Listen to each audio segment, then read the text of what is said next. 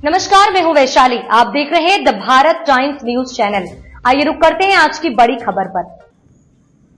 भारत की राजनीति में जब भी संविधान की बात होती है तो राष्ट्रीय स्वयंसेवक संघ आरएसएस और भारतीय जनता पार्टी बीजेपी को लेकर सवाल उठना लाजमी होता है। हाल ही में कांग्रेस सांसद शशि थरूर ने इस बहस में ऐसा बयान दे दिया जिसने राजनीतिक गलियारों में हलचल पैदा कर दी। उन्होंने कहा कि आरएसएस अब उस समय से आगे बढ़ चुका है जब वह संविधान में मनुस्मृति की कमी से नाराज हुआ करता था। उनका यह बयान खास तौर पर राहुल गांधी के उस तीखे आरोप के ठीक उलट था जिसमें उन्होंने आरएसएस बीजेपी को मनुस्मृति समर्थक बताया था। थरूर की सोच समय के साथ बदला संग। शशि थरूर, जो अपने उदार और विचारशील रुख के लिए जाने जाते हैं, अक्सर पार्टी लाइन से अलग सोचते हैं। इस बार भी उन्होंने वही किया। थरूर ने कहा कि आरएसएस पहले भले ही संविधान से असहमत रहा हो, लेकिन अब वह उस स्थिति से आगे निकल चुका है।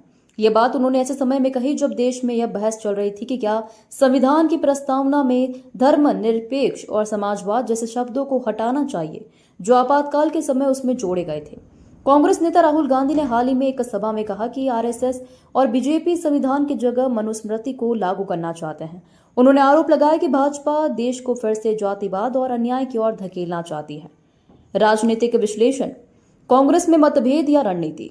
थरूर का बयान कांग्रेस के अंदर मतभेद को भी उजागर करता है। एक तरफ राहुल गांधी जैसे नेता हैं जो कट्टर विरोध की नीति अपनाए हुए हैं, वहीं दूसरी तरफ थरूर जैसे नेता हैं जो संवाद और बदलाव की संभावना पर जोर देते हैं। कुछ राजनीतिक जानकारों का मानना है कि थरूर का यह बयान पार्टी की नरम हिंदुत्व नीति का संकेत हो सकता है। इससे यह भी माना जा सकता है कि कांग्रेस का एक तबका हिंदू वोट बैंक को फिर से साधने की कोशिश कर रहा है। हालांकि आरएसएस ने इस बयान पर कोई सीधी प्रतिक्रिया नहीं दी, लेकिन उनके नेताओं द्वारा हाल के समय में दिए गए बयान इसी बहस को हवा दे रहे हैं। शशि थरूर का यह बयान एक उदार और समयानुकूल सोच को दर्शाता है, लेकिन इससे कांग्रेस के अंदर विचारधारा की दरार भी उजागर होती है।